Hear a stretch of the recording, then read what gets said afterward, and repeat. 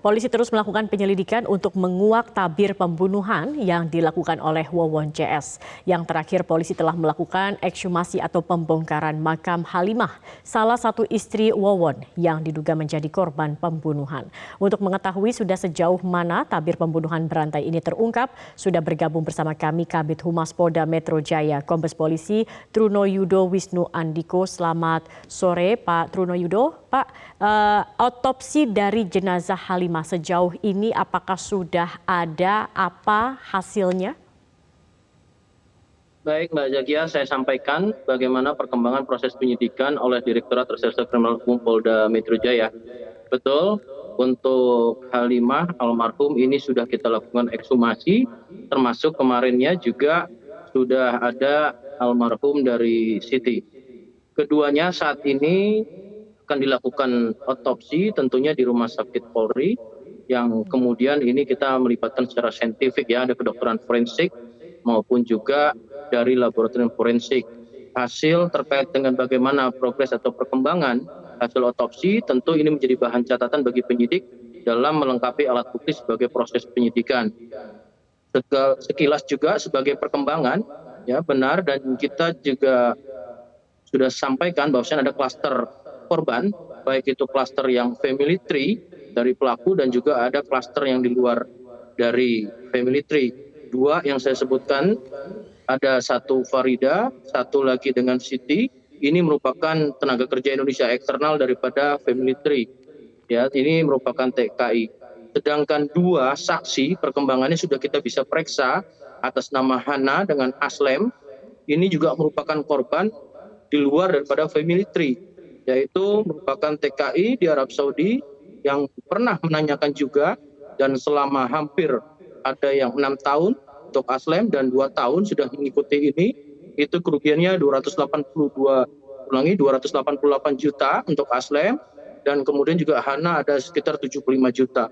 Ini ketika ditanyakan kepada pelaku, malah justru tidak mendapatkan apa-apa, yang didapatkan adalah memang betul ancaman, dan untuk tidak berbanyak bicara, diancam apabila nanti ke depannya akan bisa celaka. Sementara perkembangan seperti itu, Mbak Zakia.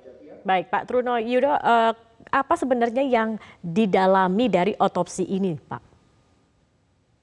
Ya, tentu otopsi merupakan salah satu dari metode untuk melakukan scientific crime investigation. Bapak Kapolda Metro Jaya selalu menekankan mengungkap kasus ini dengan melakukan hal-hal mengkombinasikan antara teknik, prosedur, dan juga ilmiah, sehingga keakuratannya ini bisa dipertanggungjawabkan.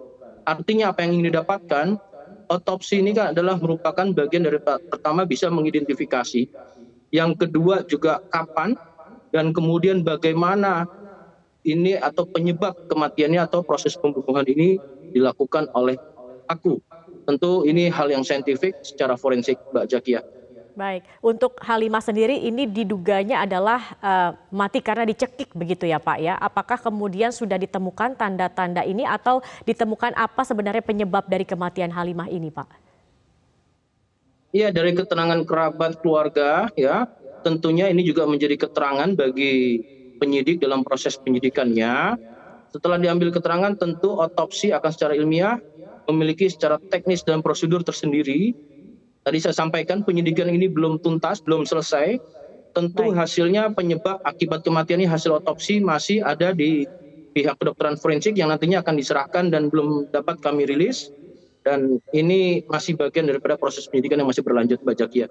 Baik, Pak Truno Yudo, ini kan ada dua kasus begitu ya, kasus penipuan dan juga kasus pembunuhan. Untuk kasus penipuan sendiri, tadi dikatakan oleh pihak kepolisian kemarin bahwa ada uang senilai 1 miliar yang dikumpulkan oleh para pelaku dari hasil penipuan. 1 miliar ini kemudian pembagiannya kepada para tersangka seperti apa Pak? Dan digunakan untuk apa uang ini? Sejauh ini perkembangan proses penyidikan, Mbak Zakia, untuk uang yang nominal ini tentu harus memiliki pembuktian secara alat bukti yang ada. Ya, salah satu contoh adalah buku rekening. Ya, buku rekening ini kan juga gunanya memastikan sejak kapan motif ekonomi ini dengan motif penipuan menjanjikan ya, dengan mengemas kemampuan supranatural sehingga menyerahkan uang korban kepada pelaku, ini akan bisa ditentukan sejak kapan dan siapa. Tentu ada catatan-catatan di situ. Terkait dengan tracing untuk digunakan apa, proses penyidikan belum selesai, tentu ini masih didalami dari peran partner in crime masing-masing pelaku dari ketiga ini. Baik, Pak, kemudian kepolisian sempat mengatakan begitu Pak, bahwa ada kemungkinan korban lain dan tersangka lain. Sejauh ini apakah sudah ada Pak mengarah ke sana?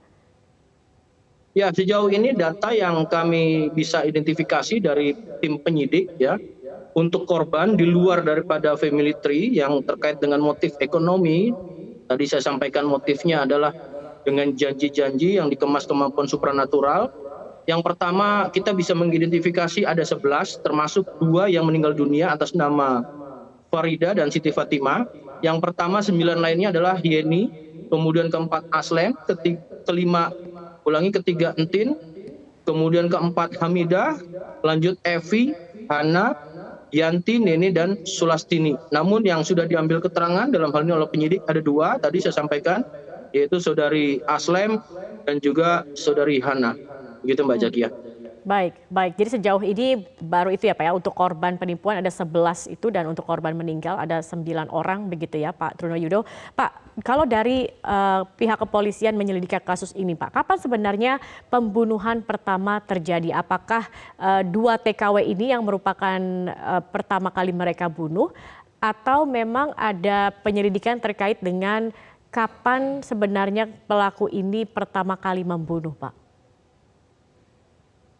Terkait dengan dimulainya urut-urutan siapa menjadi korban kemudian dijadikan atau dengan perbuatan menghilangkan nyawa seseorang, tentu penyidik masih melakukan proses penyidikan yang tidak atau berkesinambungan, belum berhenti sampai di sini. Tadi kami tekankan, saintifik inilah dari otopsi nanti kita akan menentukan ya siapa dan di mana atau bagaimana juga cara ini dihilangkan nyawanya ataupun penyebab kematiannya tentu harus diungkap melalui secara saintifik Mbak Zaskia. Jadi tidak bisa kita juga hanya mendengar daripada keterangan pelaku karena kita ketahui keterangan pelaku juga nilainya sangat minim.